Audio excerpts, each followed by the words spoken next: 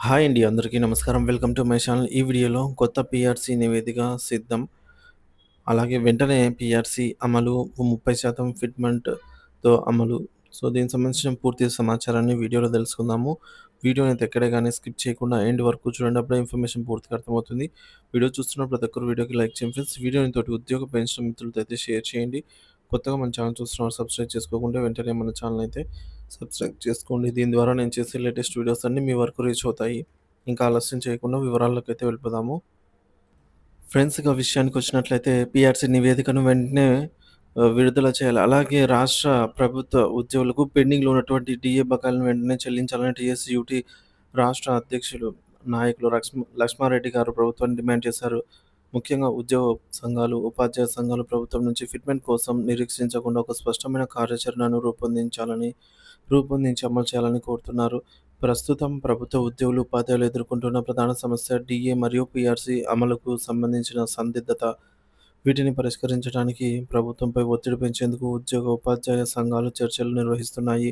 అయితే కేవలం డిమాండ్లు చేయడమే కాకుండా ఒక స్పష్టమైన కార్యాచరణను అమలు చేయడం ద్వారా మాత్రమే ఫలితాలు సాధ్యమవుతాయని ఉద్యోగ సంఘాల అభిప్రాయము. ఈ నేపథ్యంలో టీజేఏసీ ఇటీవల తమ కార్యాచరణ ప్రణాళికను ప్రకటించింది. ఇందులో భాగంగా జూన్ 9వ తేదీన రాష్ట్ర వ్యాప్తంగా సమ్మె నిర్వహించేందుకు నిర్ణయం తీసుకున్నారు. ఈ సమ్మె ద్వారా ప్రభుత్వం వెంటనే పీఆర్సీ నివేదికను బహిర్గతం చేసి ఉద్యోగ సంఘాలతో చర్చించి నిర్ణయం తీసుకోవాలని డిమాండ్ చేయనున్నారు.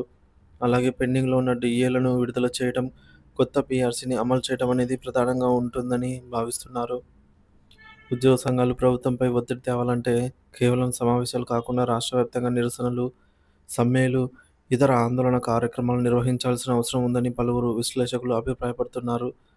ప్రభుత్వ ఉద్యోగులు, ఉపాధ్యాయులు తగినంత సమయాన్ని వేచి చూసినప్పటికీ ఇప్పటివరకు డీఏ పెండింగ్‌లో ఉండటం, పీఆర్సీ ప్రకటించకుండా ఉండటం వల్ల తీవ్ర అసంతృప్తి నెలకొంది. ఈ నేపథ్యంలో ప్రభుత్వం వెంటనే స్పందించకపోతే ఉద్యమాన్ని మరింత ఉధృతం చేయాలని ఉద్యోగ సంఘాలు భావిస్తున్నాయి. మొత్తంగా పీఆర్సీ నివేదికను తక్షణమే బహిర్గతం చేయాలి, డీఏలను ప్రకటించాలి, విద్యారంగానికి కనీసం 30% నిధులను కేటాయించాలనే డిమాండ్లపై ఉద్యోగ, ఉపాధ్యాయ సంఘాలు సమ్మె, నిరసన కార్యక్రమాలను చేపట్టేందుకు సిద్ధమవుతున్నాయి. త్వరలోనే ప్రభుత్వం నిర్ణయం ఏమిటో అనేది స్పష్టత రానుంది.